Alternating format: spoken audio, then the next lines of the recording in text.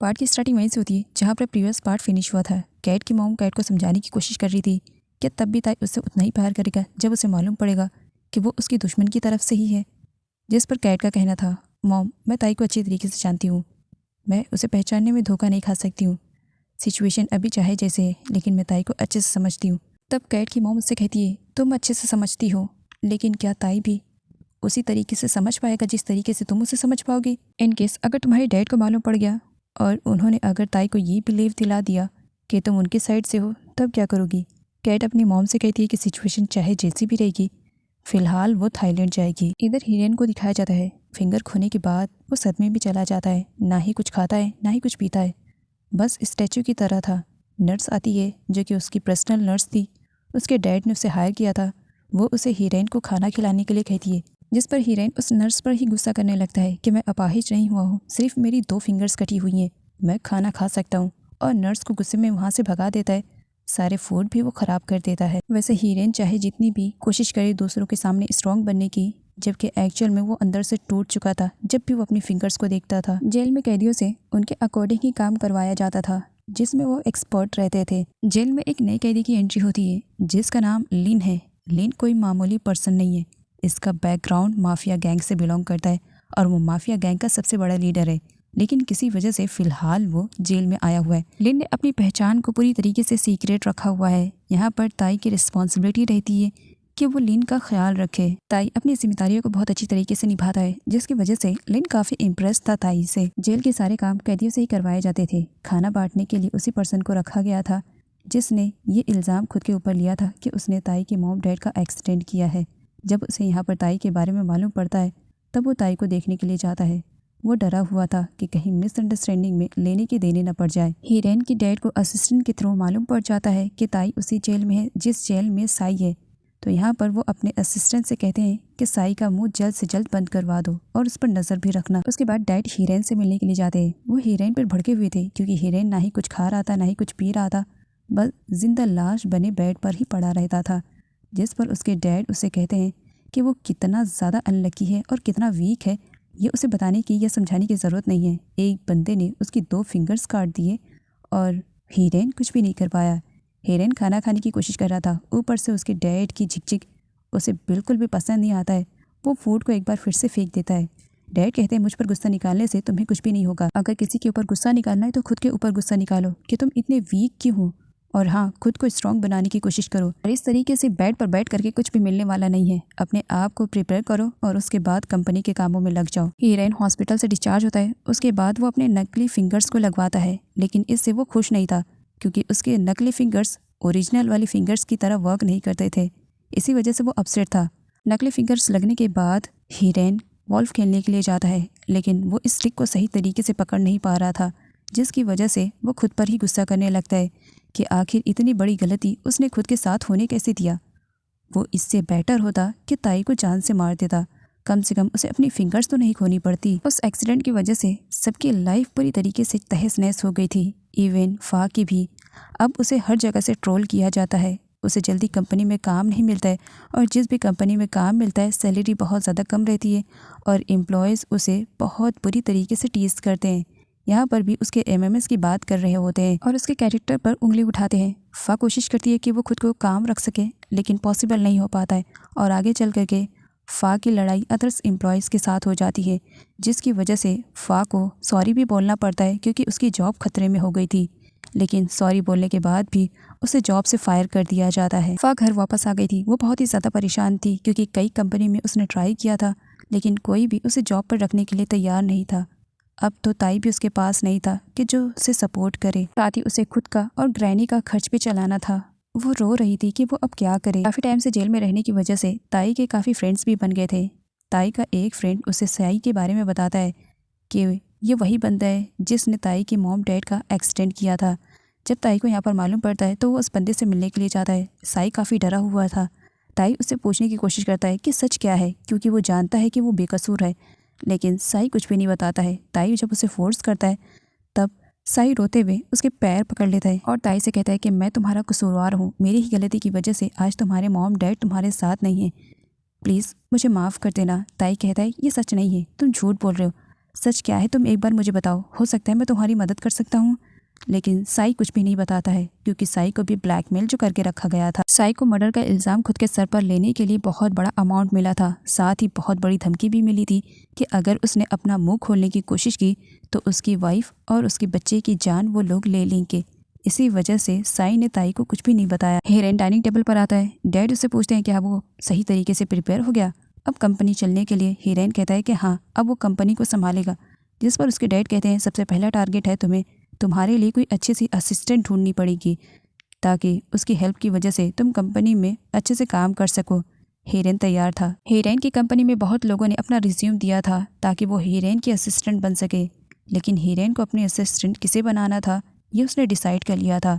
आगे दिखाया जाता है हिरेन की लाइफ में इतना सब कुछ हो गया था लेकिन फिर भी वो फा पर नज़र रखे हुए था। उसके हर एक डिटेल्स पर उसकी अच्छी खासी नज़र थी कि वो क्या करती है, कहाँ जाती है, क्या नहीं करती है और किस प्रॉब्लम से वो खुद को फेस कर रही है। कई कंपनियों का चक्कर लगाने के बाद भी फा को जॉब पर रखने के लिए कोई भी तैयार नहीं था। जॉब न मिलने की वजह से फा अपने ग्रैनी की शॉप में उनकी हेल्प करने लगती है ताकि कम से कम 2 पैसे तो आ सके और वो अपनी ग्रैनी और खुद को संभाल सके। लिन ताई से पूछता है क्या वो मैरिड है या नहीं, जिस पर ताई स्माइल करते हुए कहता है कि वो मैरिड नहीं है लेकिन उसकी लाइफ में एक प्यारी सी गर्लफ्रेंड है। वो लिन को कैट के बारे में बताता है कि वो बहुत ही प्यारी है और वो उससे प्यार करता है। साथ ही ताई कैट को लेकर के डर रहा था कि कहीं अगर कैट को इन सब के बारे में मालूम पड़ा तो वो उसे गलत समझकर उसे ब्रेकअप ना कर ले। जिस पर लिन उसे समझाता है प्यार अगर सच्चा हो तो सिचुएशन कैसे भी हो प्यार हमेशा कायम रहता है। कैट की मॉम ने अपनी लाइफ में जो कुछ भी फेस किया था अब वो कैट को फेस नहीं करवाना देना चाह रही थी। कैट अपनी लाइफ अच्छी से एंजॉय कर सके, इसी वजह से वो उसके सपोर्ट के लिए तैयार हो जाती है। साथ ही वो कैट से कहती है कि ताई के मैटर को लेकर के वो बहुत ज़्यादा सीरियस है। एक छोटी सी गलती हिरेन और उसके डैड को अलर्ट कर सकती हैं। साई को जान से मरवाने के लिए हिरेन के डैड ने कुछ गुंडों को हायर किया था और जेल में ही साई को मरवा रहे होते, लेकिन सही टाइम पर ताई आ जाता है। ताई यहाँ पर साई की हेल्प करता है लेकिन इस हेल्प के चक्कर में साई और ताई को बहुत बुरी तरीके से चोट लगती है। जेलर को जब इन सब के बारे में मालूम पड़ता है तब वो ताई और साई से पूछता है। ताई को अच्छे से मालूम है कि ये जेलर भी हिरेन के डैड के हाथों बिका हुआ है और साई को भी मालूम है। इसी वजह से दोनों अपना मुंह नहीं खोलते हैं और झूठ बोल देते हैं कि फिसल गए थे, इसी वजह से चोट लग गई है। कैट और उसकी मॉम थाईलैंड वापस आ चुके हैं। कैट को उसके पुराने वाले घर पर ड्रॉप कर दिया जाता है ताकि जो भी ज़रूरत की चीज़ें हैं कैट और उसकी मॉम ले सके और उसके बाद हिरेन के डैड के घर पर जा कर के सेटल हो सके। कैट अपने रूम में जाती है और बहुत सारी चीज़ों को कैरी करती है जो कि उसे ताई की याद दिलाते थे। इवन ताई का लास्ट दिया हुआ गिफ्ट भी उसने संभाल कर रखा हुआ था। कैट के दिमाग में उसकी मॉम की ही बातें चल रही होती है कि ताई और कैट के रिलेशनशिप के बारे में हिरेन और उसके डैड को खबर भी नहीं होनी चाहिए, लेकिन अगर वो जेल में जाएगी तो उसे साइन करना पड़ेगा, अपना सरनेम देना पड़ेगा, तो उसके डैड को मालूम पड़ जाएगा। इसी वजह से कैट अपनी टीचर से मिलती है जिनकी वजह से वो चाइनीज़ बोल पा रही है एंड यहाँ पर उनसे हेल्प की डिमांड करती है। आगे जेल में ताई को मालूम पड़ता है कि उससे मिलने के लिए कोई आया है। जब ताई जाता है तो देखता है कि चाइनीज़ वाली टीचर है। उसके बाद वो काफ़ी खुश हो जाता है। यहाँ पर उसे मालूम पड़ता है कि कैट खुद नहीं आ सकती है लेकिन उसने एक लेटर दिया है अपनी टीचर के थ्रू एंड यहाँ पर ताई जब उस लेटर को देखता है तब बहुत ही ज़्यादा खुश हो जाता है क्योंकि कैट ने उस लेटर के थ्रू ताई को ये यकीन दिला दिया था कि सिचुएशन चाहे जैसी भी हो कैट उसे समझती है, वो उससे प्यार अब भी करती है और आगे भी करती रहेगी। ताई को यहाँ पर जिस बात को लेकर के डर था अब वो सब कुछ क्लियर हो गया था। वो डर रहा था कि कैट को कहीं उसके बारे में मालूम पड़ा तो कहीं वो उससे ब्रेकअप ना कर ले, लेकिन अब यहाँ पर ताई को खुशी हो रही थी कि कैट ऐसी बिल्कुल भी नहीं है, कैट सच में उससे प्यार करती है। काफ़ी स्ट्रगल के बाद फाइनली फा को एक छोटी मोटी शॉप में काम मिल जाता है। वो अपने काम पर फोकस कर रही थी, तभी उसके पास हिरेन की एंट्री होती है। हिरेन को देखते ही फा ने अपनी लाइफ में जो स्ट्रगल किया है और कर रही है उन सब के बारे में उसे याद आने लगता है। इसी वजह से गुस्से में हिरेन से कहती है कि वो वहाँ से चला जाए। हिरेन चला जाता है। फा जब अपना पूरा काम फिनिश कर लेती है वो घर जाने वाली थी, देखती है कि हिरेन उसके लिए वेट कर रहा है। वो उसे इग्नोर करके आगे बढ़ जाती है, जिस पे हिरेन फा को रोकता है। 1 मिनट भी नहीं दोगी बात करने के लिए या जो कुछ भी मैंने गलत किया उसके लिए सॉरी बोलने के लिए। जिस पर फा कहती है सॉरी, मेरी लाइफ को इतनी बुरी तरीके से स्पॉइल करके तुम यहाँ पर मुझसे सॉरी बोलने के लिए आए हो, चले जाओ, तुम्हारी शक्ल भी नहीं देखनी है। हिरेन फा को रोकने की कोशिश कर रहा था और उसके साथ भी जो कुछ भी हुआ था ये बताना चाह रहा था। फा उसकी कोई भी बात सुनना नहीं चाह रही थी, इसी वजह से वो हिरेन को पुश करती है एंड इस चक्कर में हिरेन की नकली फिंगर्स गिर जाती है। फा देखती है हिरेन की 2 फिंगर्स कटी हुई है, जो कि वो छुपाने की कोशिश कर रहा था। यहाँ पर हीरेन रोते हुए फा से कहता है तो उसने जब से फा के साथ गलत किया है वो इतनी बुरी तरीके से खुद की नज़रों में गिर गया है कि वो खुद से नज़रें ही नहीं मिला पा रहा है। जब तक फा उसे माफ़ नहीं करेगी शायद वो खुद से नज़रें ना मिला पाए। फा रोते हुए हीरेन से कहती है कि उसने उसके साथ अच्छा नहीं किया।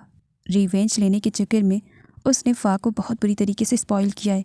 हीरेन उसे हक करता है और उससे सॉरी बोलता है। साथ ही फा से भी वो कहता है कि वो उसके पास्ट को तो नहीं बदल सकता है लेकिन उसके प्रेजेंट और फ्यूचर को वो बदल सकता है। इसके बाद वो फा से कहता है कि अगर वो हीरेन की असिस्टेंट बनकर उसकी कंपनी में काम करती है तो कंपनी की तरफ से उसे बहुत बड़ा अपार्टमेंट, बहुत बड़ी गाड़ी और हाई सैलरी दी जाएगी। फा हीरेन के इस प्रपोजल को रिजेक्ट कर देती है। तुमने मेरी लाइफ में जो किया इतना आसान नहीं है सब कुछ भुलाना, मुझे तुम्हारा प्रपोजल एक्सेप्ट नहीं है, रिजेक्ट करती हूँ कहकर वहाँ से चली जाती है कि मैंने जो अपनी लाइफ में दुख और दर्द को सहा है दोबारा सहने की हिम्मत नहीं है। ताई अपनी ग्रैनी और फा को लेटर लिखता है जिसमें वो बताता है कि बहुत जल्द वो जेल के बाहर आने वाला है। साथ ही ये भी कि जेल के बाहर के आने के बाद वो किस तरीके से अपनी ग्रैंड मदर और सिस्टर के साथ आगे की लाइफ को स्पेंड करेगा इसकी प्लानिंग के बारे में भी वो बताता है। ग्रैनी सुन करके स्माइल करती है कि ताई अब वापस आने वाला है। कैट और उसकी मॉम को हीरेन के ही घर में शिफ्ट कर दिया जाता है।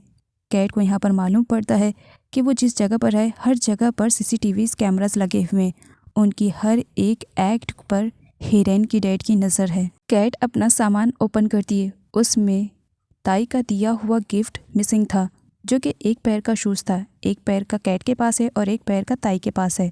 वो देखती है कि कार के नीचे वो आने वाला है तो वो सामने चली जाती है जिस पर हीरेन कहता है क्या मेरी ही कार मिली थी मरने के लिए, वैसे तुम यहाँ पर क्या कर रही हो। कैट उसे सब कुछ बताती है कि किस तरीके से हीरेन के डैड उसे इस घर में शिफ्ट कर रहे हैं। डिनर के बाद हीरेन के डैड हीरेन और कैट को अपने पास बुलाते हैं और किस तरीके से उन्हें कंपनी में काम करना है दोनों को समझा रहे होते हैं। हीरेन और कैट दोनों को कंपटीशन मिलता है कि कंपनी को कौन बेस्ट तरीके से चला सकता है। इधर कैट की मॉम और हीरेन की मॉम में नोक-झोंक चल रही थी। आफ्टर ऑल दोनों एक दूसरे की सौतन जो है। कैट की मॉम कैट को समझाती है और कैट से कहती है कि वो खुद को इतना ज़्यादा इम्प्रूव करे कि हीरेन के डैड को ये रियलाइज़ हुए कि उन्होंने किस चीज़ को खो दिया है। हीरेन के डैड का असिस्टेंट हीरेन से पूछता है कि क्या उसने अपने असिस्टेंट को ढूंढ लिया है।